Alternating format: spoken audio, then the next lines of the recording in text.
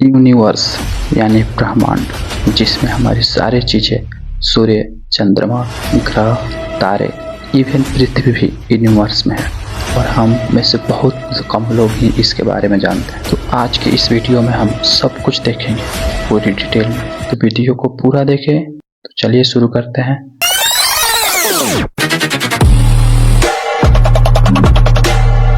तो हमेशा से शुरू से स्टार्ट करते हैं। यूनिवर्स जिसको हम मात्र 5% ही जान पाए और अभी भी 95% हमारे नॉलेज के बाहर है। अभी भी इतने सारे टेक्नोलॉजी के बाद भी इस 5% के इर्द गिर्द ही हम घूम रहे हैं। सोलर सिस्टम, यूनिवर्स और प्लानिट को लेकर के बहुत सारे मान्यता हैं, जिसको थोड़ी देर बाद देखेंगे। यूनिवर्स के स्टडी की शुरुआत में हम केवल प्रेडिक्ट करते थे कि हमारे यूनिवर्स में ये चीजें हैं, लेकिन हम पूरे तरीके से कंफर्म नहीं थे कि हमारे यूनिवर्स में एग्जैक्टली क्या अवेलेबल है। लेकिन जब एक एस्ट्रोनॉमर गैलीलियो गैलीली ने जब टेलीस्कोप की खोज 1608 ईस्वी में की, तो सारी चीजें अलट पलट हो गई। मतलब सारी चीजों की जानकारी स्पष्ट हो गई। जब टेलीस्कोप का खोज हुआ तो जहां वैज्ञानिक पहले पूरे तरीके से प्रेडिक्शन पे अवेलेबल थे, पूरे तरीके से प्रेडिक्शन पर निर्भर थे, जब टेलीस्कोप का खोज हुआ तो हमारे मून, सन और प्लैनेट की उपस्थिति के बारे में पता चला। और ये भी पता चला कि जो ग्रह है, जो प्लैनेट है, वो सूर्य के चारों तरफ घूम रहे हैं। समय के अनुसार अलग अलग वैज्ञानिकों ने हमारे यूनिवर्स में उपस्थित अलग अलग चीजों की खोज की। समय के अनुसार वैज्ञानिक आते गए और यूनिवर्स में उपस्थित जितने भी ऑब्जेक्ट हैं, जितने भी चीजें हैं, उसको खोजते गए। लेकिन 1927 से पहले किसी वैज्ञानिक ने भी पता नहीं कर पाए कि आखिर यूनिवर्स बना कैसे, यूनिवर्स एक्सपेंड हुआ कैसे। तो जब 1922 ईस्वी में बिग बैंग थ्योरी का पता चला तो सारी दुनिया चौंक गई।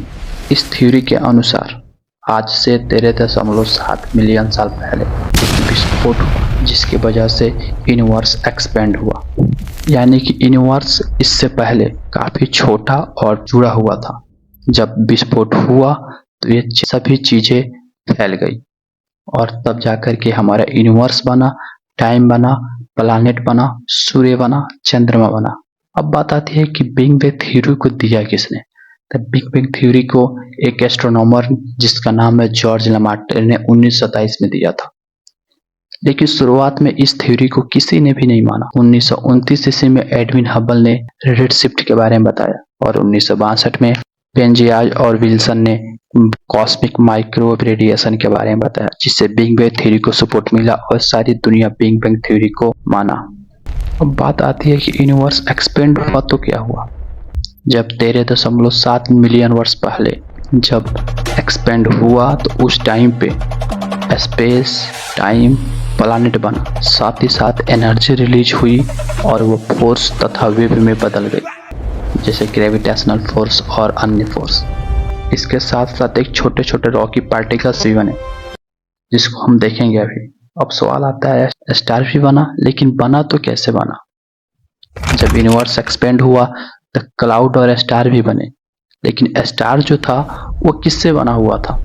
चलिए इसको देखते हैं। पहले स्टार्स डस्ट और गैस के बने होते हैं और ये स्टार का फॉर्मेशन नेबुला में होता है, जो डस्ट और गैसों का बना हुआ एक बादल होता है।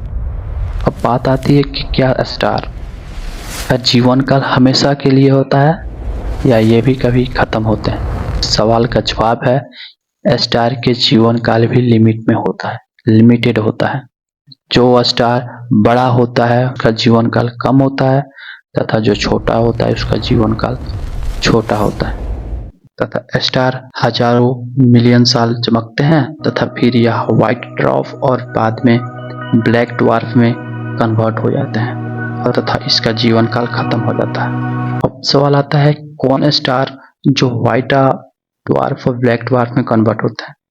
तो इसको लेकर के चंद्रशेखर ने चंद्रशेखर लिमिट दिया था, जिसमें उन्होंने बताया कि जो स्टार सूर्य के मास से 1.44 गुना छोटा होगा वह व्हाइट ड्वार्फ और ब्लैक ड्वार्फ में कन्वर्ट हो जाएगा, और जो भी स्टार 1.44 गुना सूर्य के मास से ज्यादा होंगे वो विस्फोट होकर के न्यूट्रॉन स्टार में बदलते हैं और काफी ज्यादा चमक पैदा करते हैं और बाद में ब्लैक होल में कन्वर्ट हो जाते हैं।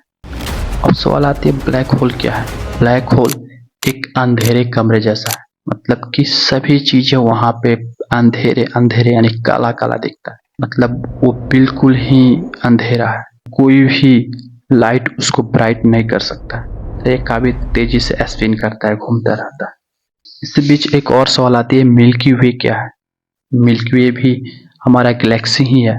मिल्की वे जितने भी गैलेक्सी होते हैं वो मिल्की वे में ही अवेलेबल होते हैं। मिल्की वे भी गैस और डस्ट पार्टिकल के बने होते हैं तथा ये काफी तेजी से घूमते रहते हैं एक सर्कुलर पाथ में। तो ये रहा हमारा टोटल यूनिवर्स के बारे में। अब हम प्रवेश करते हैं यूनिवर्स में उपस्थित प्लानेट के। प्लानेट के भी बारे में हमारे धार्मिक और वैज्ञानिक मान्यताएं भी हैं। जैसे धर्म के अनुसार प्राचीन काल में ग्रह जो है वो टोटल 9 ग्रह हैं, इसलिए इसको 9 ग्रह भी कहा जाता है तथा इन ग्रहों का चर्चा हमारे वेदों में और पुराणों में भी किया गया है। 9 ग्रह में सूर्य और चंद्रमा को भी ग्रह माना गया है तथा राहु और केतु जिससे जुड़ी हुई कई दिलचस्प कहानियां भी, इसके बारे में आगे भी देखेंगे, उसको भी ग्रह की श्रेणी में रखा गया तथा पृथ्वी जिस पे हम रहते हैं उसको ग्रह की श्रेणी से अलग रखा गया। 9 ग्रहों में जुपिटर यानी बृहस्पति, मर्क्यूरी यानी बुध, सैटर्न यानी शनि और मार्स यानी मंगल, इसको भी हमारे 9 ग्रहों को श्रेणी में रखा गया। इन ग्रहों से भी कई सारी जुड़ी हुई मान्यताएं हैं कि ये सारी ग्रह कुछ हमारे जीवन काल में बहुत ज्यादा प्रभाव डालते हैं, कुछ निगेटिव प्रभाव और कुछ पॉजिटिव प्रभाव, तथा इन ग्रहों का ही प्रभाव हमारे जीवन में सफलता असफलता, शादी विवाह, जन्म मरण से भी जुड़ा हुआ है। ऐसे प्राचीन काल में मान्यताएं थी और हमारे वेदों और पुराणों में भी ऐसे लिखा गया है। अब बात आती है कि राहु और केतु की। तो राहु और केतु के लेकर के एक बहुत बड़ी पुरानी कहानी है। जब समुद्र मंथन के समय अमृत निकला था तो उस समय विष्णु जी ने एक औरत के रूप लेकर के सारे अमृत को देवताओं को पिला रहे थे। उसी समय एक दानव ने देवताओं में शामिल होकर के अमृत को पी लिया था, जिससे विष्णु जी क्रोधित होकर के उसके सर को धड़ से अलग कर दिए थे तथा 2 भागों में बांट दिए थे, जिसमें से एक भाग राहु कहलाया तो दूसरा भाग केतु कहलाया तथा राहु और केतु को अमृतत्व का वरदान मिला, हमेशा से जीवित रहने का वरदान मिला।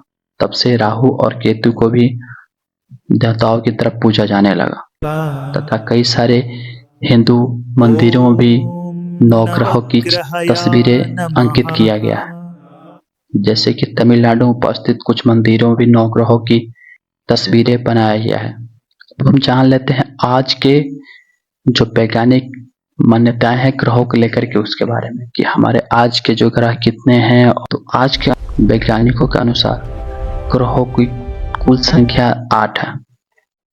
मर्क्यूरी, वेनस, अर्थ, मार्स, जुपिटर, सैटर्न, यूरेनस और नेपच्यून, ये टोटल 8 ग्रह हैं जो हमारे यूनिवर्स में अवेलेबल है, जो सोलर प्लैनेट का हिस्सा है, जिसको सौर मंडल भी कहा जाता है। तो इसमें से पहला मर्क्यूरी जो है वो सूर्य के काफी नजदीक है तथा इसके लिए कोई मून नहीं होता है और यहाँ तापमान दिन के समय 450 डिग्री सेंटीग्रेड होता है तथा रात के समय -180 डिग्री सेंटीग्रेड होता है। अब बात करते हैं वेनस की। तो वेनस सूर्य मर्क्यूरी के बाद दूसरा प्लैनेट है तथा इसके क्लाउड्स काफी ज्यादा सल्फ्यूरिक क्लाउड से बना हुआ है तथा इसे ट्विन अर्थ भी कहा जाता है। और दूसरी आती है अर्थ जिसमें हम रहते हैं, जिसके बारे में हम सब लोग जानते हैं कि अर्थ के बारे में, कि अर्थ के अंदर क्या है, उसके अंदर कितने लेयर बने हुए हैं। इस सभी चीजों को कमेंट में कीजिएगा यस कि मैं इस पर एक वीडियो बनाऊं, तो इस पर जरूर एक वीडियो बनाऊंगा। कमेंट में यस जरूर लिखें। अब अगला प्लैनेट जो है, ग्रह जो है वो है मार्स। और मार्स की बात करें तो मार्स काफी लाल दिखता है क्योंकि यहाँ पे आयरन ऑक्साइड की उपस्थिति बहुत ज्यादा है, इस वजह से यह लाल दिखता है। अब अगला है जुपिटर। इससे पहले हम जान लेते हैं कि मार्स और जुपिटर के बीच एक बहुत बड़ा रॉकी पार्टिकल्स का एक बेल्ट है, जिसको हम एस्ट्रॉइड बेल्ट भी कहते हैं। इसमें बहुत से छोटे छोटे एस्ट्रॉइड रॉकी पार्टिकल्स अवेलेबल हैं, और इसी में हमारा ड्वार्फ प्लैनेट, जिसको बौना ग्रह कहते हैं, वो प्लूटो इसी में उपलब्ध है, इस एस्ट्रॉइड बेल्ट में। जुपिटर की बात करें तो हमारे सौर मंडल का सबसे बड़ा प्लैनेट है, और जुपिटर के बाद हमारा आता है सैटर्न। सैटर्न मुख्य रूप से अपने यूनिक रिंग सिस्टम के लिए जाना जाता है। अगला है यूरेनस। यूरेनस मुख्य रूप से हाइड्रोजन सल्फाइड के क्लाउड से बने होते हैं, और इसी के लिए फेमस है, तथा ये हाइड्रोजन सल्फाइड के क्लाउड भी सड़े हुए अंडे की तरह बदबू देते हैं। तथा सबसे लास्ट वाला जो हमारा प्लैनेट है वो है नेपच्यून। नेपच्यून के बाद एक बेल्ट है जिसको हम क्यूप्रिक बेल्ट कहते हैं, तथा इसमें बहुत सारे आइसी ऑब्जेक्ट हैं, जो बर्फीला ऑब्जेक्ट होते हैं, वो इसमें बहुत सारे मिलियंस ऑफ द रॉकेट इसमें अवेलेबल है, तथा यह बेल्ट कई हजार किलोमीटर में फैला हुआ है, मिलियन। इसके बाद में हमारा आता है हमारे सोलर सिस्टम का सबसे बाहरी भाग, जो कक्ष में घूमता रहता है, जिसका नाम है ऊर्ट क्लाउड। ऊर्ट क्लाउड में कई सारे ऑब्जेक्ट जो बर्फ के बने होते हैं, बहुत सारे ऑब्जेक्ट इसमें अवेलेबल हैं, तथा यह 150 मिलियन किलोमीटर में भी फैला हुआ है चारों तरफ से। और इसके आगे हमें अभी तक जानकारी अवेलेबल नहीं है कि आखिर इसके बाद क्या है, कैसे है, इसके बारे में अभी रिसर्च चल रही है। तो ये रही हमारे यूनिवर्स के बारे में और हमारे सोलर सिस्टम के बारे में पूरी जानकारी। तो वीडियो अच्छी लगी हो तो वीडियो को शेयर करें, या चैनल को सब्सक्राइब जरूर करें। और हाँ, अगर अर्थ के बारे में, हमारे पृथ्वी के बारे में क्या क्या मान्यताएं हैं और उसके बारे में क्या क्या ज्योग्राफिकल फैक्ट है, अगर इसको जानना चाहते हैं कमेंट में लिखे यस। चलिए मिलते हैं अगली वीडियो में। जय हिंद।